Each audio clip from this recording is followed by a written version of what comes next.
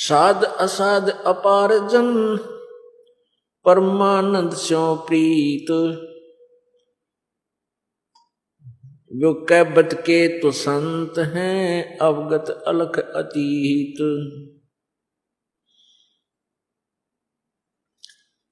महिमा की जय संत की तन मन धन सब दे। शर मांगे टाला नहीं मोर ध्वज लख ले।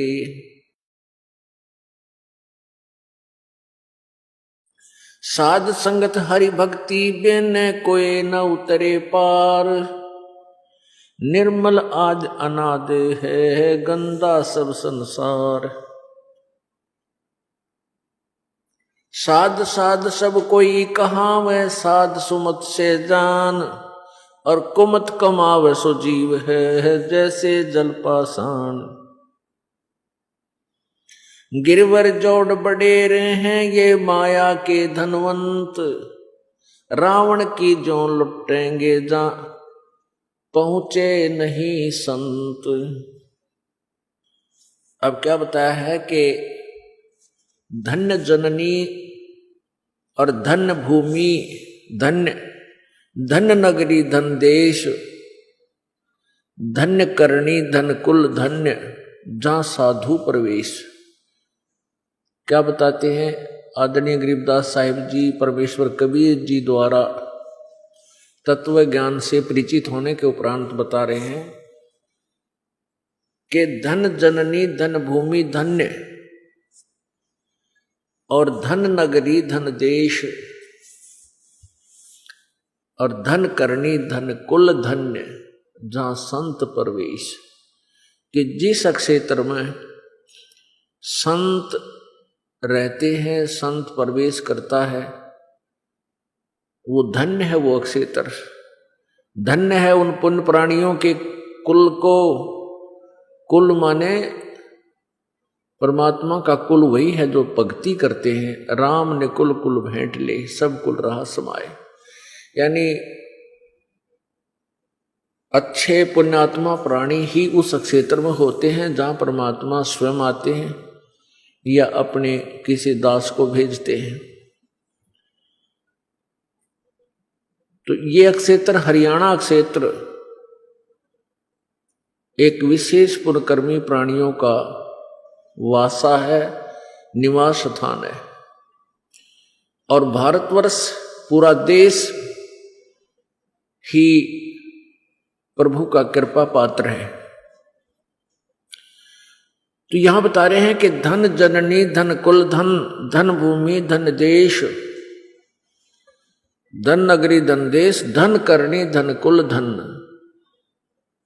आप जी की पिछली करनी धन्य है जिसके कारण परमात्मा ने आपके पुण्यों को और आगे प्रफुल्लित कराने के लिए दास की सेवा इसी क्षेत्र में इस पुण्य भूमि भारतवर्ष में लगाई।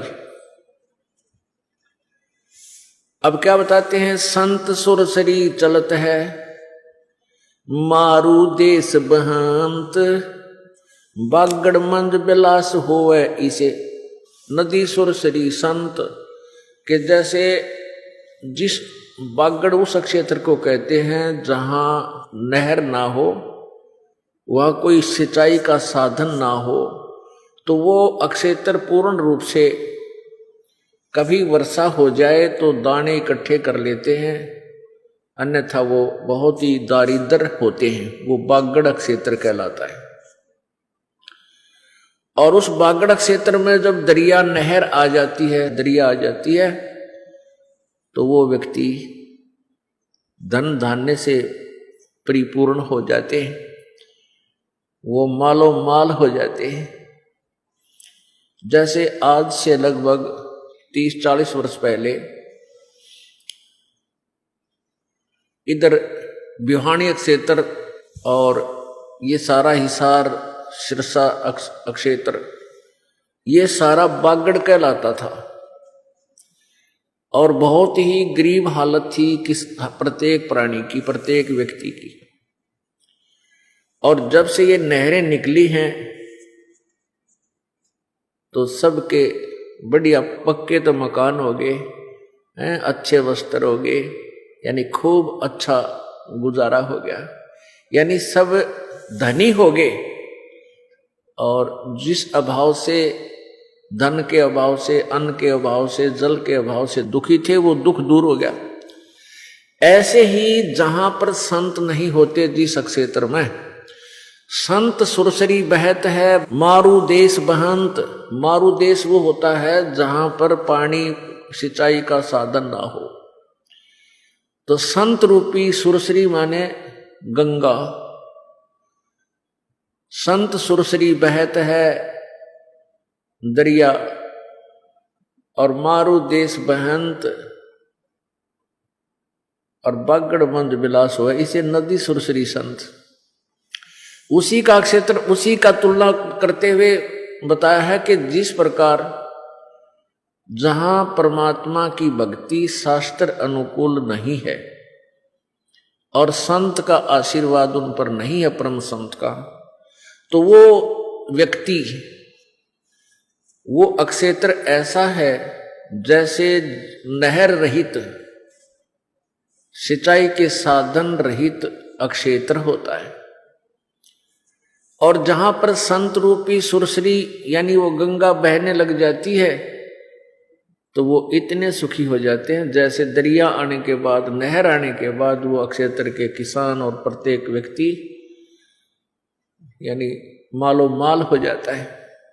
अब संत सुरसरी चलत है मारू देश बहंत, हमारे सबके हृदय मारू हो रहे थे, भक्ति करना चाहते थे, दान भी चाहते थे करें, और जैसी जैसी आत्मा की तरफ थी हम कर भी रहे थे, लेकिन कोई लाभ नहीं था। और जब से परमात्मा की भक्त शास्त्र अनुकूल साधना मिली है, आज देख लो उनके किसे ठाठ कर रखे परमात्मा ने। इस दास को लगभग 15 वर्ष हो गए, 16 वर्ष हो गए नाम देते ने, और उस समय के जो भक्त श्रद्धा से लगे हुए हैं, जिनके पास साइकिल भी नहीं था, आज कार गाड़ियां हैं उनके पास। ये तो यहाँ का धन, ये तो यहाँ का धन है। और वास्तविक धन जो हमें सतलोक में चाहिए, उसका तो यहाँ किसी प्रकार भी पैमाना तुलना की नहीं जा सकती। कोई पैमाना नहीं जो उस कमाई को हम नाप कर आपको बता दें। उसके विषय में बताया है परमात्मा ने कि सतनाम पालड़े रंग होरी हो, और 14 लोक चढ़ावे राम रंग होरी हो, 3 लोक पास्यंग धर रंग होरी हो, तो ना तुला तुलाया राम रंग होरी हो। एक श्वास का सेवन सतनाम का जो श्वास, उस श्वास से आप जाप करते हो, 2 अक्षर का जो मंत्र है, उसके एक श्वास, उस श्वास की कितनी कीमत है, कितनी वैल्यू है, उसकी तुलना बताते हैं कि एक तराजू के, इस ताखड़ी के बैलेंस के एक पलड़े में तो एक श्वास के सिमरन की वैल्यू रख दे, और दूसरे पलड़े में 3 लोक पास्यंग रख दे। पास्यंग, पास्यंग क्यों होया करती, जैसे पहले पुराने समय में तराजू होती थी ना, ताखड़ी, इस तखड़ी का एक डंडा सा बांध कर नीचे 2 पलड़े और 4 रस्सियों से एक पलड़ा डंडी का बांध कर उसके सेंटर में एक और पकड़ने का बांध दिया करते, धागा सा मोटा उसका पकड़ कर फिर उसको तोलते थे। तो उसको ऐसे पहले कोई कणक तोलने से पहले, कोई वस्तु तोलन से पहले उसको यूं देखा करते, इसमें कोई डिफेक्ट तो नहीं है, इसमें कोई गड़बड़ तो नहीं है। ये यदि उसका एक पलड़ा नीचे आ जाता, एक ऊपर होता, तो उसको सेट करने के लिए जो सामान तोलना होता, जैसे चने तोलने हैं या बाजरा तोलना है या धान तोलने हैं या गेहूं तोला कर सौदा कर, गेहूं का सौदा कर रहा है कोई सेठ, तो उसी कणक में से जैसे गेहूं उठाए और एक तरफ रख दिए,